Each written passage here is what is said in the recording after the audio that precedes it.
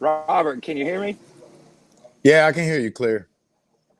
Okay, cool. So I think, well, the laptop didn't work, the iPad didn't work, the trusty old cell phone. There you go.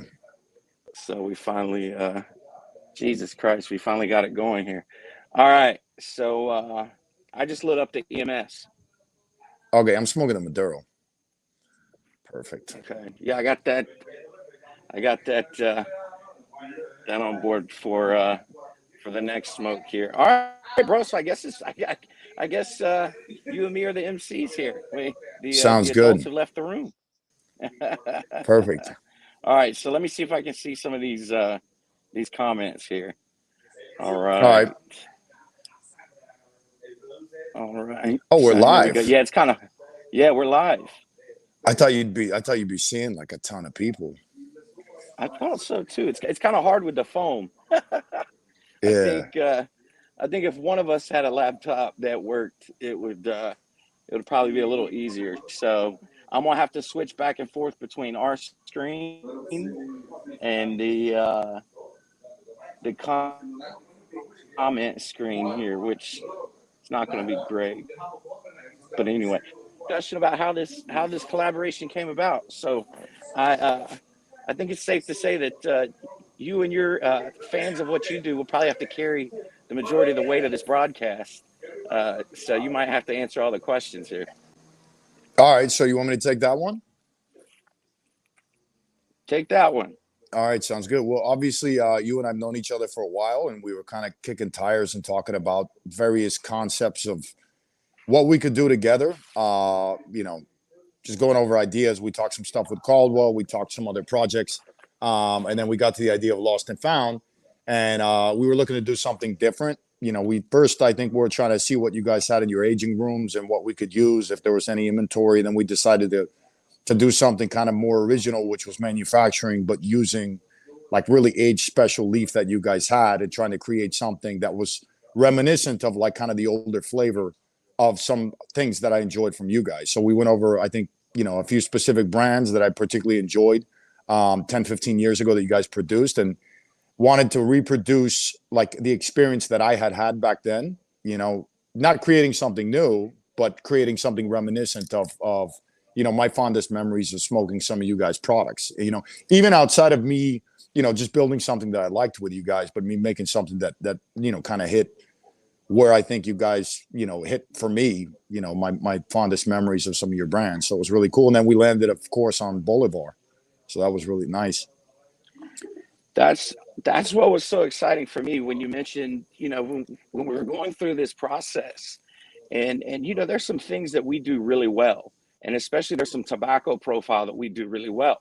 It also worked in our favor that we had, a squirrel wrapper, we had broadleaf binder, we had English market selection, like a lot of these classic flavors and classic tobacco that Hatsa and SDG is known for. So for me, I mean, I felt like, we were kids in a candy shop there, going down there, working with the tobacco and getting to create some of these profiles that, like you mentioned before, were kind of near and dear to your heart and some of the stuff that we executed really well in years past. Yep. From the Cofradia side, it was really cool because for people that don't know, this is a legendary brand, Boulevard Cofradia, the Frank and Neza and everybody at U.S. Tobacco and Hatsa. They've been making these cigars for a really really long time, and when STG took over the factory, we've got some of the same rollers and the same people that have been producing the cigar for such a long time. So back in 2020, when we were able to kind of bring this brand back from just an internet catalog brand and make it available to everyone, it was tremendously successful. Everybody was excited. But then to bring you on, early this year, and well, we launched it early this year, but we've been working on this. It feels like 2 years now. But So it's no, been it's two exciting years, for the two and a brand. half. Yeah, yeah, we don't do anything fast, so I think COVID slowed it down too, though. Actually, we it lost did. probably a year from that. We lost a year. Thank God we had the tobacco, though. It was hard. I couldn't complain because there wasn't a whole lot of broadleaf and Oscuro and everything rolling around out there. So the fact that we were able to kind of make these great blends was something pretty phenomenal. And I'll show everyone here. So I'm smoking the English Market Selection, which is the milder of the two. This is a, in my mind, it's one of those classic blends, really refined, really sophisticated, a lot of flavor, nothing that's going to overpower you. The Someone who enjoys cigars occasionally versus the guys, like us, that this is our livelihood. There's enough flavor there to keep us both interested, but also something that kind of the guy who doesn't smoke a whole lot can really enjoy. So to me, the EMS is just a classic cigar. Like when I think of classic Honduran cigars, this checks a lot of the boxes. And I'm smoking the Maduro, the Oscuro, which is very atypical for me. I very rarely smoke wrapper this dark, but I'm actually conveniently I'm in Dominican Republic and I've been in the factories all day. I was out in the fields this morning. I was smoking, a bunch of kind of raw tobacco. I mean, just cured, not fermented. So Yeah. I needed something more full, so I reached for this one. And I mean, I like this cigar actually. I think even though the EMS is more my profile, I think I like this one better. I don't know. It's creamy, man. Like it's got the potency, it's got the punch, it's got the spice, it's got the body, it's got all that stuff. But it's got a really, really smooth, like mouth feel, really nice cream finish. So I've smoked quite a few of these. Which, to be fair, even the Maduros that I produce, I don't smoke as often as I do these. But I think I've smoked already a whole 5-pack in the last few days. And I don't know. It's a fantastic cigar, and I think I'm biased towards this one, even though it's completely out of my wheelhouse normally. So I think that No, I don't know. I love that. And I got to tell you, the feedback, man, it's split right down the middle. So I'll give you an example. Like Seth Geese for guys from Developing Palates hit me up the other day, and he was like, "Bro, I never smoke a Scuro. Like Connecticut broadleaf wrapper is not really my thing." He's like, "But this Maduro, man," he was like, the balance of strength and sweetness is great. And then you had like Cigar Coop on the other end. I was like, "Oh no, I like the EMS." And even within our sales organization, within the Forge group, these guys are split right down the middle when it comes to. But bro, that's exactly what we wanted. I mean, you've got two great cigar offerings here, depending on what mood you're in or what kind of flavor profile you're looking for. For me, man, I've always been a huge fan of Connecticut broadleaf, and I've used it on a bunch of my blends with Diesel, with several other brands like El Rey del Mundo, so on and so I'm a big fan of that Ecuadorian Sumatra binder Connecticut broadleaf wrapper. Like to me, they just play off each other so well with the sweetness and the balance and a little bit of the spice. But I got to tell you, having said that, I'm still smoking the shit out of the EMS. So I think we're going other directions here. I've been finding myself smoking more of this than the Oscuro. I got a question. This is a curious question. These cigars have been aged like very well. I wasn't expecting them to come out this well aged. Was that by design on you guys' end, or was that a coincidence from COVID? Because I noticed right away the minute I grabbed them, I never use a cutter. I always pick the cap, and I'm like, Same. man, these things they've been sitting down for much longer than I thought they would have been. Yes. Well, so when you and I were just starting to smoke the blends, we were going down the path of what we wanted, and the tobacco was still going through that marrying process. The samples we were smoking were a little green, but I think honestly, bro, I don't think I know. We benefited heavily from the logistical challenges of COVID. So these things were rolled and they were ready to go.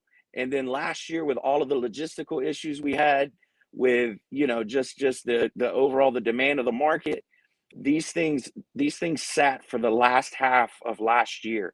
So you're looking at, from I believe from about end of July, 1st of August, all the way until they ship this year in mid-February. So these things, man, they really do have some age. So we told the story about the tobacco. All the tobacco is 5 to 8 years aged, but the fact that we were able to roll these cigars and let them just basically rest unbothered for a half a year is something we don't normally do.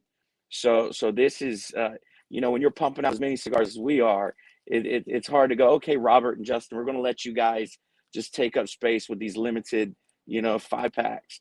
But it worked out. And you're right. I pinch my cigars too. And that's always a good way for me to tell about the moisture in the cigar and the age. Like it's just perfect. So I wish they would have come out last year like we wanted, but we reaped the benefits of that. Let me see. All right. So it looks like the chat's blown up a little here. So let me switch over. And everybody be patient with us. As you can tell, uh, Robert and I aren't, we're not hosting 60 Minutes here. So this is like a new thing for us. Okay. So AJ said, how old are these beauties? We just answered. So AJ, all the tobacco in both blends is aged a minimum of 5 to 8 years. And then these cigars were all rolled and aged in 2021. And then we launched them earlier this year. Let's see here. Look at Mr. Punch is in the chat here. What's my favorite Punch cigar? Robert, do you have any favorite Punch cigars?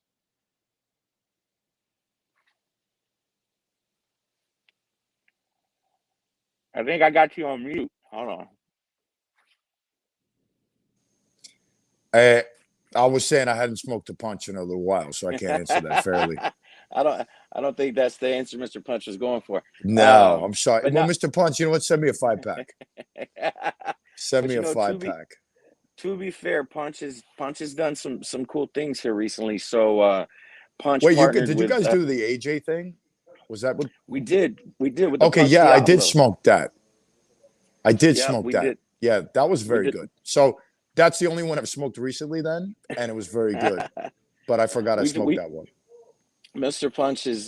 Punch and our buddy Ed Lehman is doing some cool things over there. So they also partnered with Cigar City Brewing out of Tampa. Oh, that's cool. And created a limited edition. So, but enough about Punch. This isn't about Punch. They get enough of their own shine over there. So let's see here. All right. What's up, Jen? Okay, so this is Shooter X. What's up, gents? Just have to say, I tried my first Long Live the King, Mad Mofo, and instantly got 10 more. Such an amazing stick. So, Robert, I'll let you talk about that one. Thank you. Well, that's on the Caldwell collection. If you like that one, you're going to like this Oscuro very much, I think. The Oscuro's a little more dry, a little less sweet than that cigar is going to be. But the Mofo is a really, really nice cigar. So that's a cigar we make down here in Dominican Republic. And I appreciate your support. Oh, here we go. Here's a good one. So AJ Wright says, head to head, Anastasia White Label versus Bolivar Lost and Found collab. That's like saying, do you like grapefruit juice or steaks better, AJ? AJ's out of bounds there, buddy. No, AJ, I feel like he's trolling us. But anyways, Anastasia White is a 2016 production, deliberately aged Anastasia limited edition that we have. Fantastic cigar, but very, very mild-bodied, creamy, versus something that's much more bold. So, I mean, two very different products. The good thing for Bolivar smokers is you get 3 of these for the price of one of those. So, but yeah, I mean, that's Anastasia's my baby, man. I love that blend. All the stuff we've done under that line, but very different product than what we did with Bolivar. You brought up a good point. I think sometimes it gets lost in all the romance of the tobacco and you and I getting to work together. But ultimately, man, you're getting 5 cigars for like $35 here. I mean, it's like 35, $40 depending on what state you're in. And I gotta tell you, I mean, again, obviously I'm biased, but this is no bullshit. I mean, to get a cigar like this for $6.99, $7.49, it's really, really hard to beat. 2 great sizes. You've got a Robusto size and a 6x54 Toro. So if you get a 6x54 Toro for $7.50 like this, man, with tobacco aged 5 to 8 years, and I'm not a cigar salesman, but to me, that's a pretty easy sales pitch right there. My Forge guys will probably come back and be like, "Oh, okay, you think you can sell? You think it's that easy?" But good stuff. So Robert, let me get back to. So I will tell you, speaking of like flavor profiles and things, for me, as kind of like the caretaker of this brand for the last few years, we were hitting that certain flavor, that classic flavor profile with the Cofradia line, and then you have the Boulevard core line. But for me, I got to tell you, man, it was exciting not only to work with you on and see your creative process on the development. And I know at first we were like, we've known each other for a long time. Me, you, Boofy, we've all kind of come up around the same time, time frame there. But it's always difficult to navigate the process of like how creative can you be with a big company like ours. So like our first Yeah. couple conversations, I like the packaging was kind of conservative. And I Yeah. remember one great conversation where we were like, fuck it, bro, put Simone Bolivar like on the back of a bike, like make this motherfucker do some crazy stuff, and let's really tweak these blends. So I think we accomplished that. Yeah, absolutely. Yeah, I remember we sent you it was like your exact logo with our logo mashed in or something. It looked good, but yeah, I was actually surprised when your response was like, no, no, no, we want to make it fun. So that was cool. It was very conservative, very classy. It was like the two logos merging together. And I remember looking at it and I was like, man, this isn't Caldwell. Like this isn't No, Lost and Found. Like I want this thing to be so different from what we would normally do. And so I yeah. think the packaging did that. And so again, for people, the red represents the EMS. It's so hard to do this on a phone. And then the black label is the Escuro. So I hope everybody gets a chance to try both. And Hey, again, these trade. Justin, if you guys got more of those stickers at the factory, can you get me a couple for my? I'm gonna frame them with the rings for a little Yeah, memento. yeah, definitely. I'll be back in Honduras next month. I actually was just down there 3 weeks ago, but I'll be back, and I'm sure we had some extras. So I'll, Perfect. I'll I'll get some over to you. So Robert, well, here before I get into my question, let me check this chat here again. All right.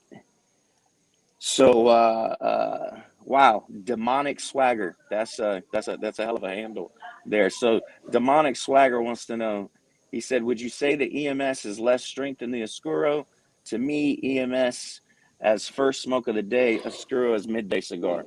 So yeah, I agree. So like for me, EMS is that anytime cigar, smoke it, morning, noon, and night. And the Oscuro, to Robert's point earlier, if it's a good kind of like last cigar of the day.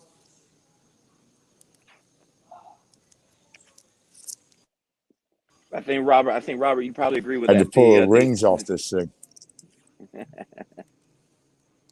so that's so Yeah, no, yeah, so that's a good. absolutely. You know, the thing is though, I mean, when I've smoked these prior to today, I've smoked them actually midday, and the creaminess of the Escudo, like this cigar, I mean, it's a full bodied cigar, but I mean, it's like, I don't know, it's balanced, it's creamy, it's got everything that I like out of a cigar. It's just kind of like a bigger body than I usually go for. Um, I've been smoking more recently than I usually do, uh, in terms of like just I've been, I don't know, I'm going through a ton of blends and stuff, so I've been like leaning Yeah, really heavily towards this one. that's great. So you said you're down in the Dominican. Yeah, man, it's been like a machine gun trip.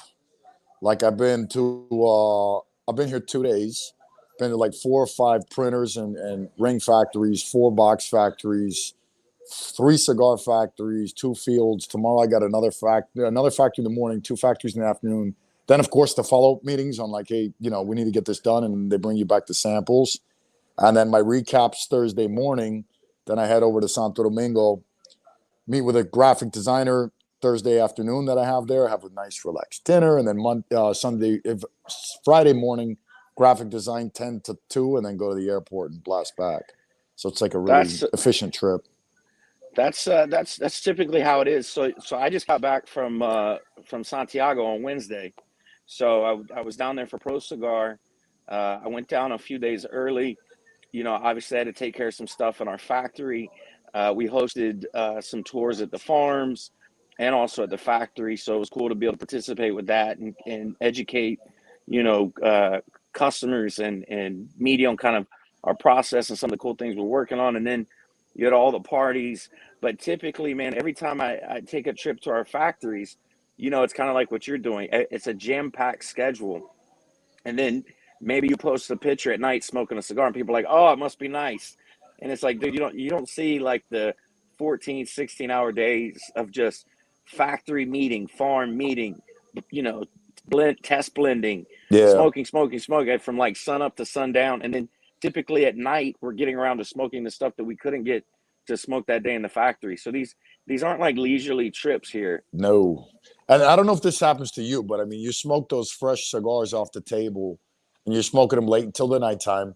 Then you get to bed and you're like tired and you lay there and you're just like the nicotine coming off that Yes. fresh stuff.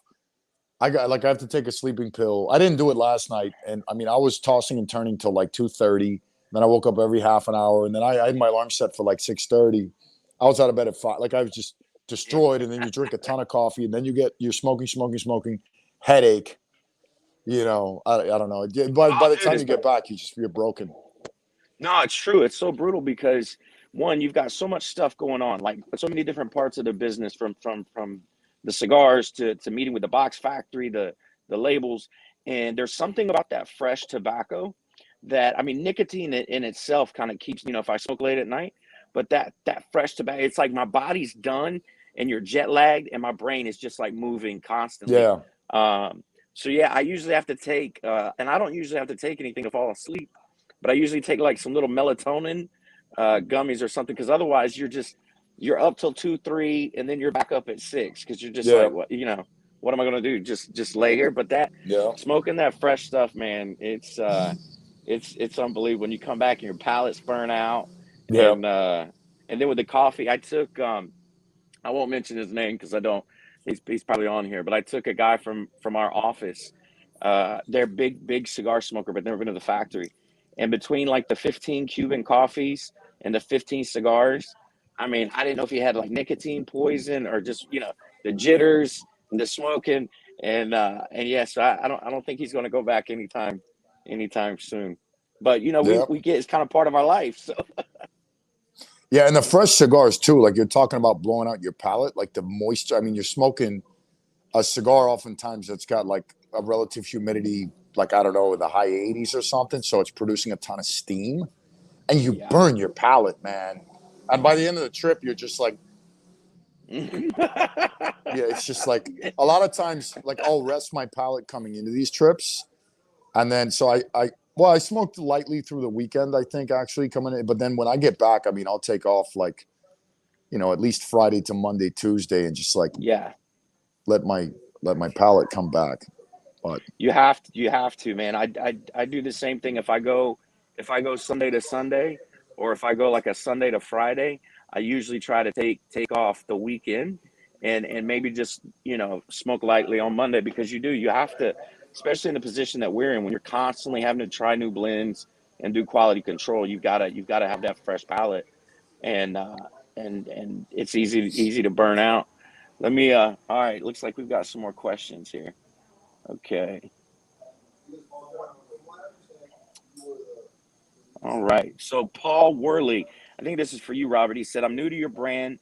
Can you recommend a solid $10 stick with some bold flavors?"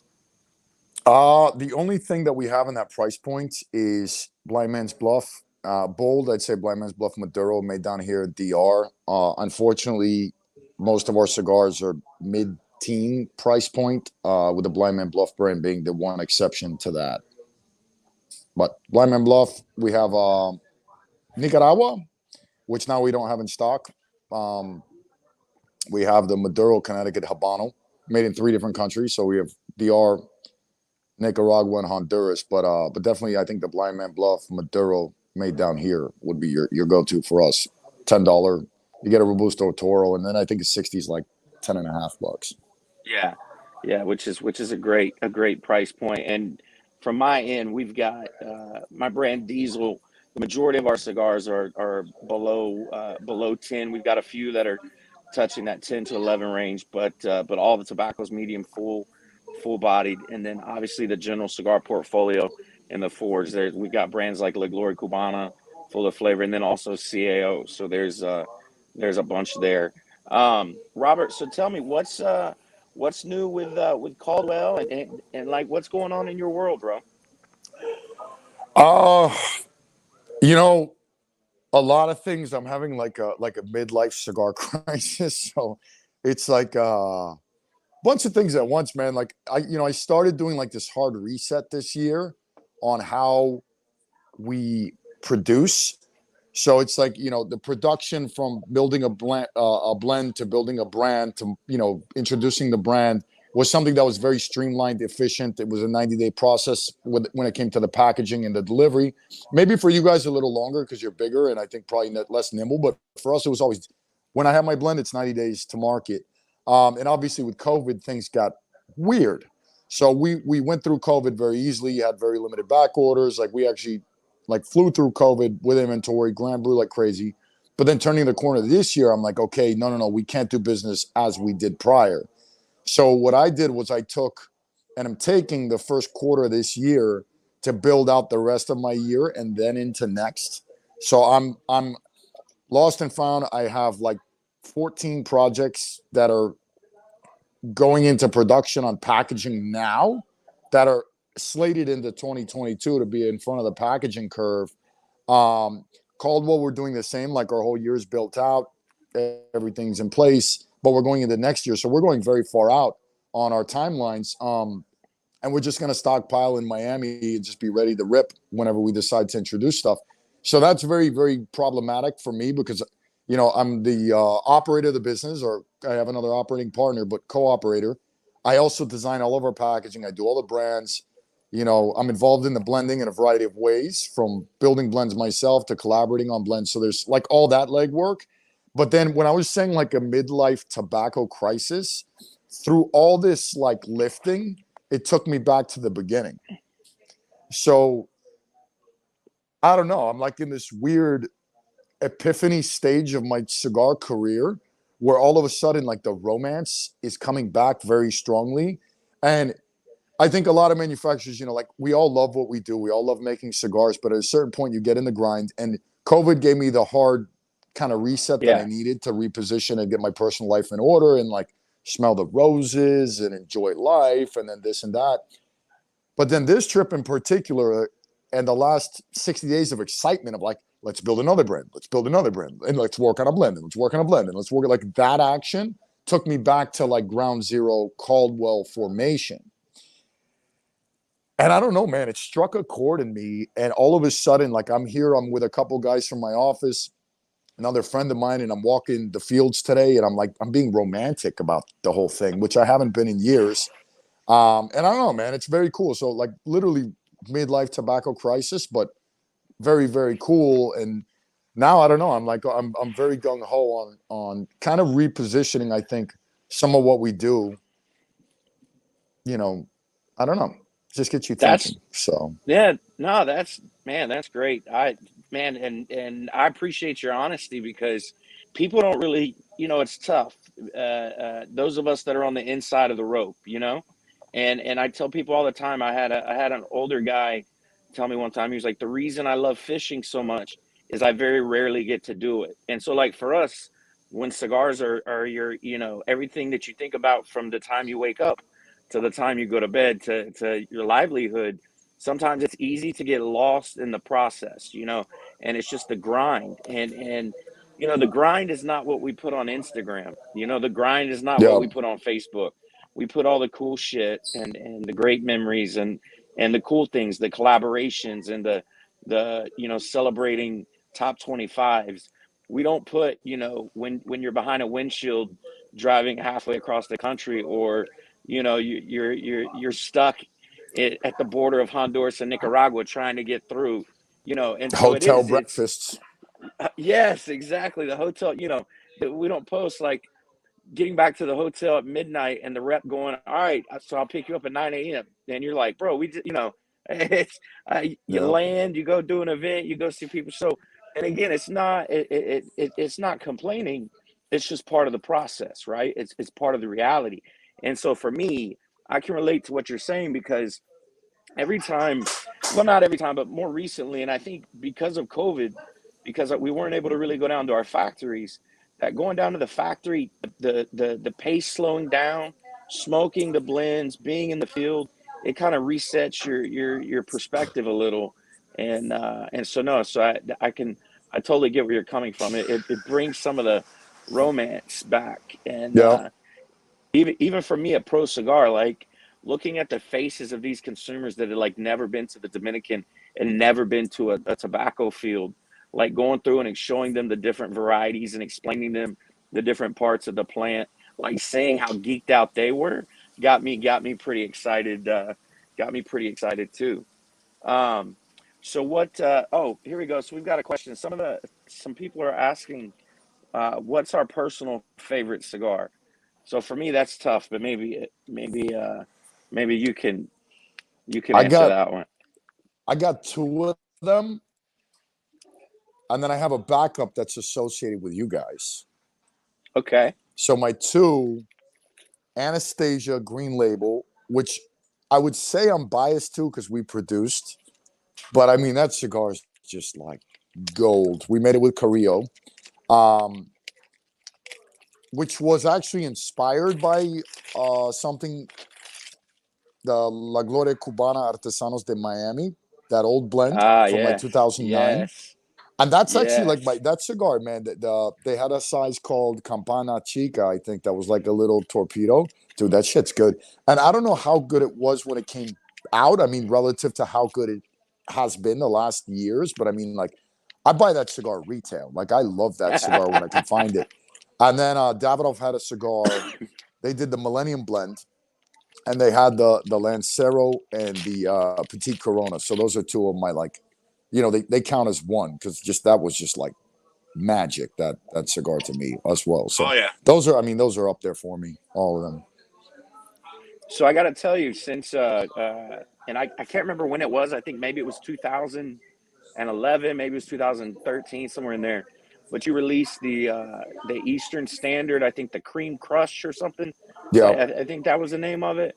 And I remember smoking that Connecticut, man, and I would buy those at retail, which like, for us, that's kind of like, an athlete going to pay to see another athlete play. Like we yeah. we have all these factories and all these cigars. So like, so kudos to you on that one. That was always one of my all-time favorites. And then for me, I don't have kids, but I can imagine it's kind of like picking between your favorite kid. But I go in phases, and nobody ever likes this answer, but I'm very promiscuous when it comes to my cigars. So like, I'll go on a kick where all I'm smoking is like super full bodied, super strong Nicaraguan cigars, and then I'll get on this kick where I want like more of that balanced Dominican flavor, something mild. So it depends on what mood I'm in. But for me, I get the chance to work with a lot of people such as yourself. So like, one of my most favorite cigars recently is one that I worked on with Sean Williams and El Titan the Bronze, which was the Cohiba Sirium.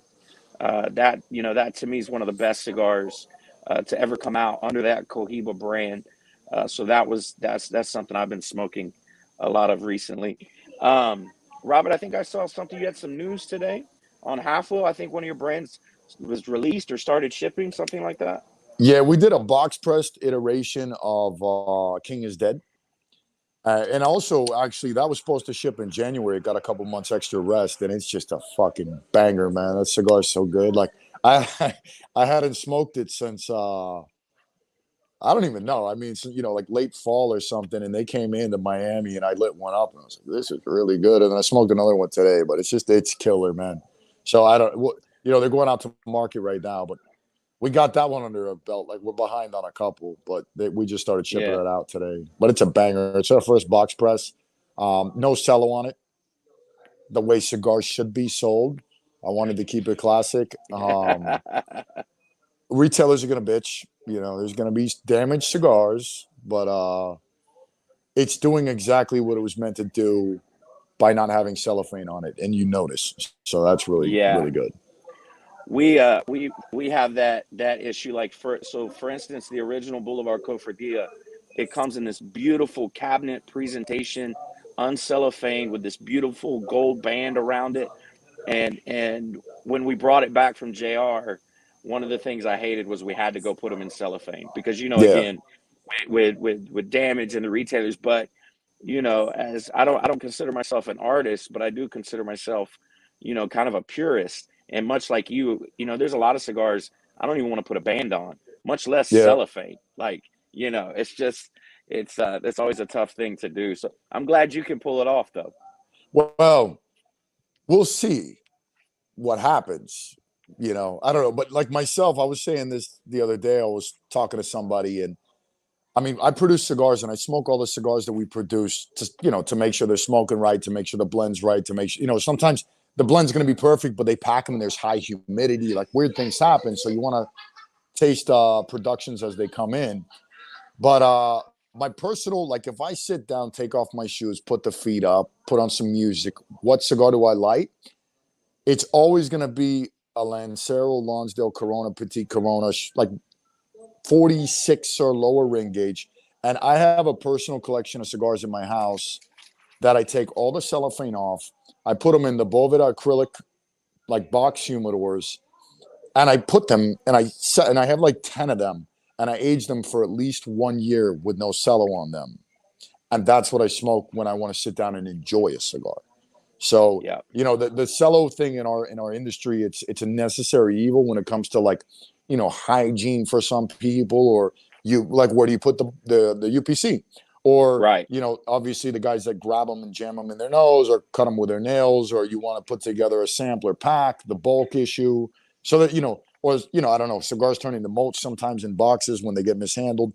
So it's a necessary evil when it comes to like commercialization of the product. But I mean, give me no. Just keep the cellar the hell away from my cigars, and I'm a happy Well, camper. it's now we're like-minded in that. When we did the Cohiba Sirium, we didn't want to put any cellophane on it. Then we had to put like a half cellophane, because of the pigtail, and we had like a foam insert, and it just the cigar was so beautiful.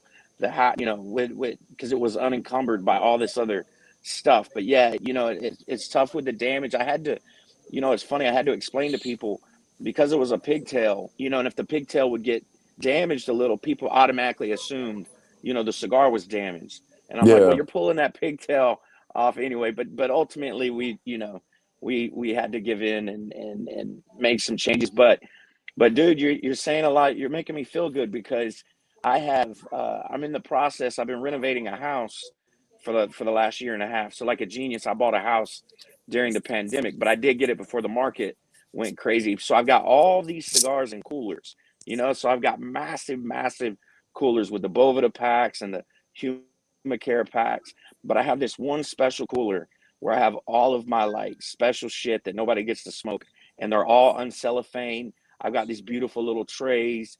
They're in there, and I've got them sorted the way that I want. But for me, like when it's a holiday or like when I get to just decompress for a while, that's the cooler I go to. And I usually if I would die a happy man if I never had to smoke anything larger than a 50 ring gauge for the rest of my life. So all my stuff, they're those Lanceros, those Cuban Churchills, the Laguito size, Coronas, Panatellas. So that's where it's at. All right, so let's see, we got some more questions here. So don't want to neglect the people here. All right, let's see here. Francisco's asking about factory tours. Francisco, everybody's starting to get back to some sort of normal, but a lot of the factories are still not really giving tours unless it's something like a pro cigar. So we're probably still some time away from giving tours. I know at our factory, I can't speak for everyone else's. Um, what part of the Bolivar Cofradia is in these cigars? Just the filler? What was the blending process like? Okay, so that's the demonic swagger again. That's a good question. So we use some of the binder and the filler from the Cofradia line. So you'll notice some similarities across the blends with Connecticut broadleaf, Ecuador, and Sumatra. But for us, I think Robert touched on it earlier. Going into this, Robert had some ideas about some classic blends that come out of our Hatsa factory. And each factory is kind of known for what they do best, like known for their profile of where they hit. And for us in Honduras and at the Hata factory, you know, that medium to full with an underlying sweetness and balance has always been the things that we've done well. So Bolivar, Rey del Mundo, you know, all the Villazon brands like Hoya de Monterey and Punch. So I think for me, that's kind of how we started the blending process, Robert, was we had a very specific kind of profile that we were going for. And fortunately, we had the tobacco and we had the time to achieve that. Mm-hmm. All right. So next, let's see here. Okay. Thomas said, "Thanks for the show. I have a cigar lounge. Happy hour to join. Keep blending. And if you ever need a man to taste the blends blindly, send me." All right, we'll do that, Thomas. And Robert Miller is asking, "Is the Eastern Standard a good cigar to start?" Uh, Robert, I'll let you answer that. But for me, like I said, it's one of my all-time favorite cigars. Well, thank you very much, Justin. And it is a good cigar to start. I mean, the great thing with Eastern Standard, well, Eastern Standard's like the epitome of my palate as a consumer. I like something that's mild to medium bodied, but very rich, intense flavor, balance, like dynamic. Like it's everything that anyone could ask for from something that was like on the 4 out of 10 spectrum when it came to like strength.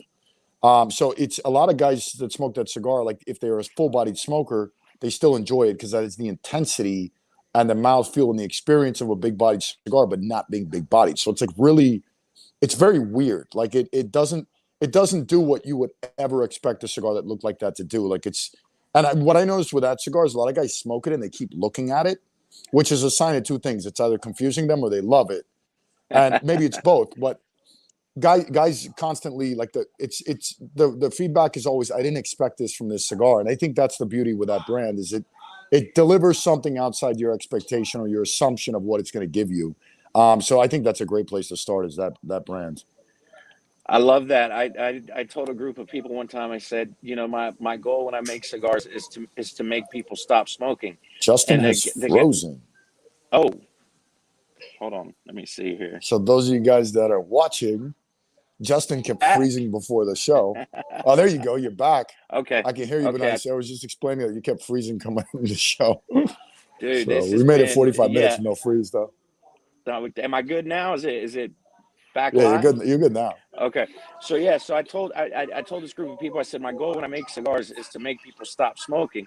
And they're like, what are you talking about? And I was like, no, but have you ever seen somebody when they're smoking a cigar, they literally stop and they look at it. And it's just like, you know, and then they puff on it again and then they look at it. Like, to me, that's when you've done something incredibly well, or perhaps maybe you've done something poor. But for me, like, because we're all going, you know, you're smoking, you're going through your day, and then every once in a while you smoke a blend and it's just like, wow, it makes you sit back, makes you stop, and you're like, holy shit, this is hitting on all the notes that I look for when it comes to a blend.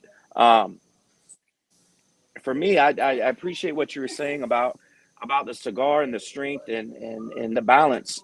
You know, not to get too technical, but you know, so much of what we do from flavor standpoint is subjective, right?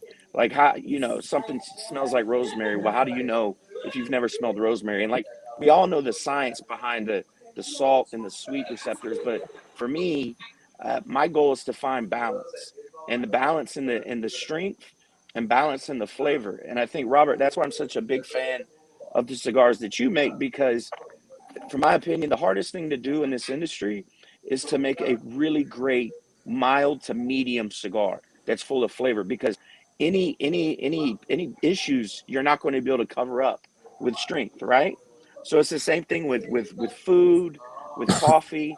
If you burn everything, it all tastes the same. If the alcohol overpowers the grape and wine, you don't get that subtlety of the flavor. So for me, the hardest thing to do is to make a cigar like the Eastern Standard, something that is full of flavor, but the sugar and the nicotine, everything is in perfect harmony with each other.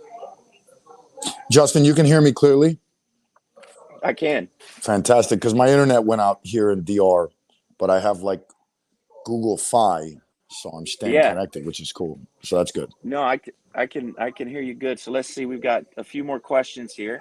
Um, what do you guys think of the giant ring gauge sticks? Just discovered Lunatic 70 ring gauge, and was pleasantly surprised with how chunky a cigar could draw and smoke. I I'll think let you you guys take probably, that one. well, I I think you guys probably know where Robert and I stand on that because we just said when we get a chance to smoke what we want, it's all usually 40 ring gauge, 38, 42, 44, 46. So like for me personally, it's not something that you'll really ever see me make. But again, to each his own. So I know that I feel like the big ring gauges have evolved now where people are actually blending larger ring gauges, not just, you know, putting a bunch of filler in there. So it's not my thing.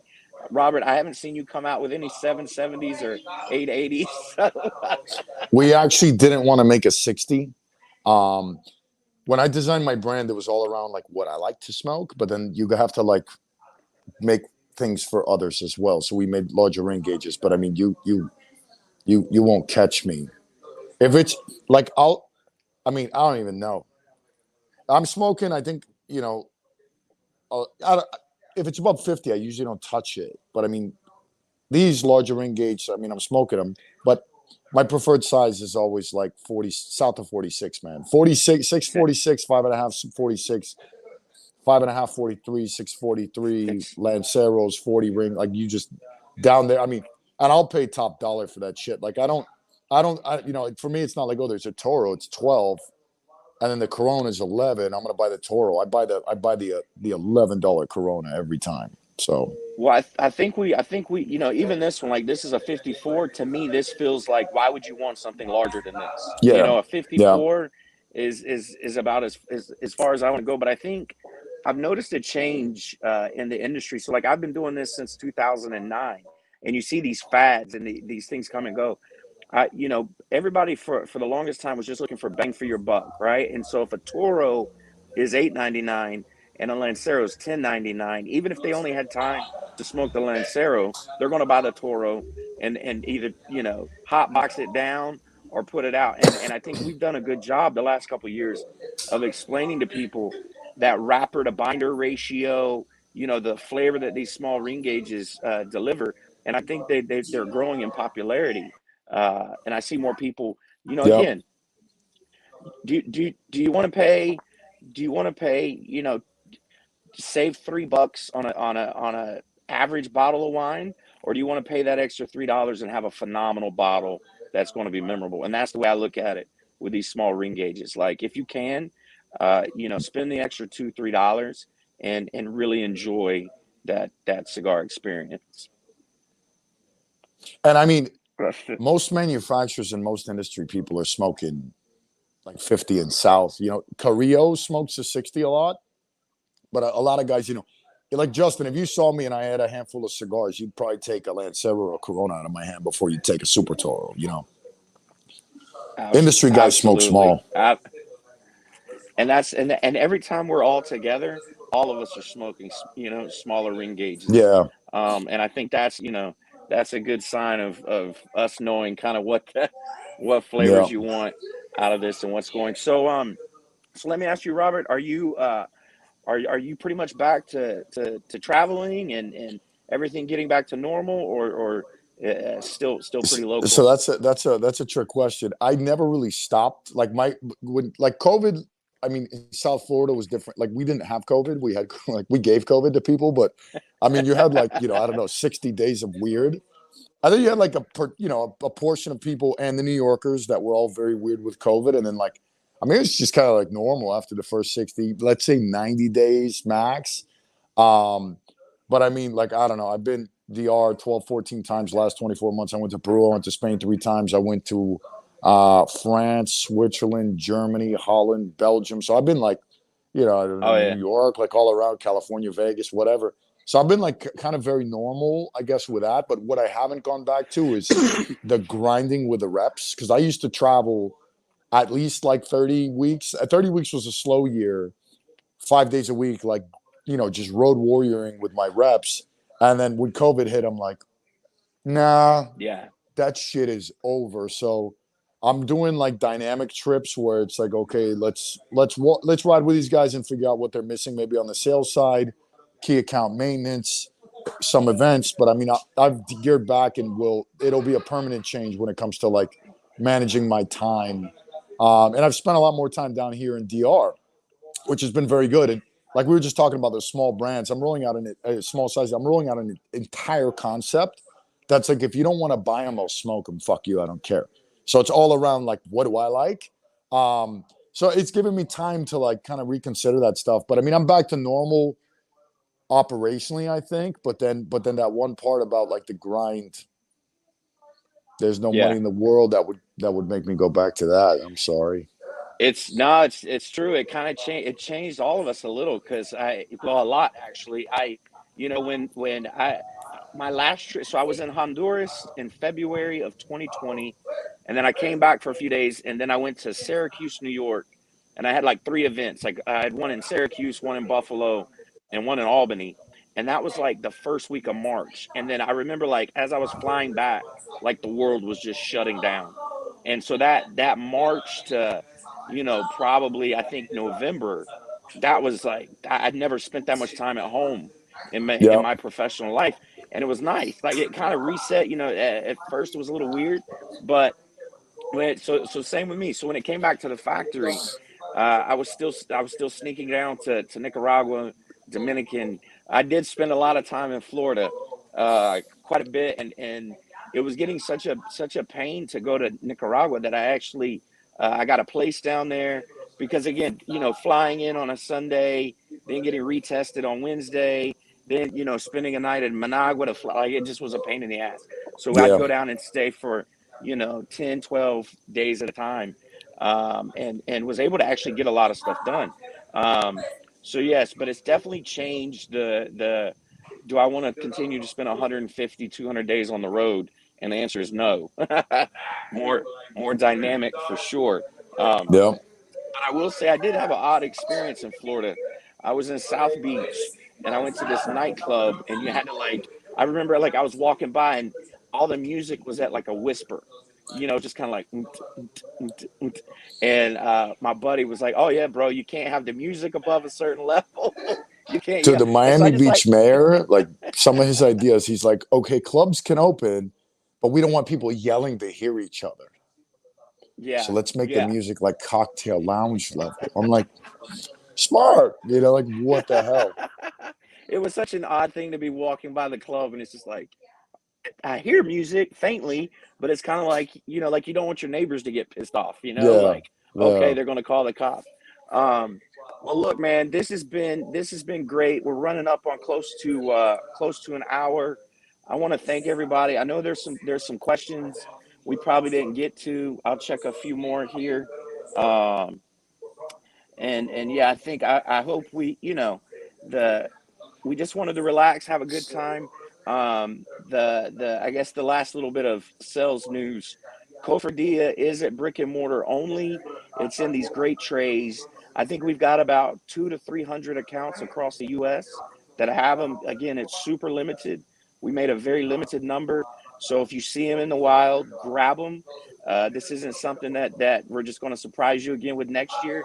This is a one-time thing. Robert, I hope that we get a chance to work together in the future, do some more cool shit. But for the for Absolutely. the for the Lost and Found Cofradia, this is a one and done. So I hope if you get a chance to buy them, please do so. And I don't think you'll be disappointed. Robert, if there's anything else you want to add before we sign off here. Well, if anybody's got a message for me that they urgently want, or you send me a DM on Instagram or Facebook, and I'll be happy to answer it. You know, just put that out Yeah, there. same here. And Robert, thanks for making the time, especially in the Dominican. I know My you're a busy pleasure. man. This has been great, and I think we surprised a lot of people with this collaboration. I And think we surprised your sales guys a lot too, because they were all like, I'm like, how you doing? They're like, sold my allotment, sold my allotment, sold my allotment. Am I getting more? And I was like, I don't, ask your manager. It was great, man. It was a great surprise for those guys. And anytime you can excite those guys and give them some cool stuff to sell, they love it. And so look, thank you again. Job well done. The blends are great. The design is great. And again, it's affordable cigar, great price point. So I hope everybody enjoys this as much as you and I do. Justin, I'm going to send you a DM when we hang up of a collab that I want to ask you about. It's the first long filler premium cigar I ever smoked that you Okay. guys have, and it made me a cigar smoker. Well, I love that. Nice little teaser That's there a to cool end the story. end the There you go. show. I'm gonna hit you with. It's not gonna be a brand you'd expect. All right, brother. Take care, y'all. All Thank you, right. everybody. Have a Thank good you, night. man. All right. All Take it right. easy. All right. Bye bye.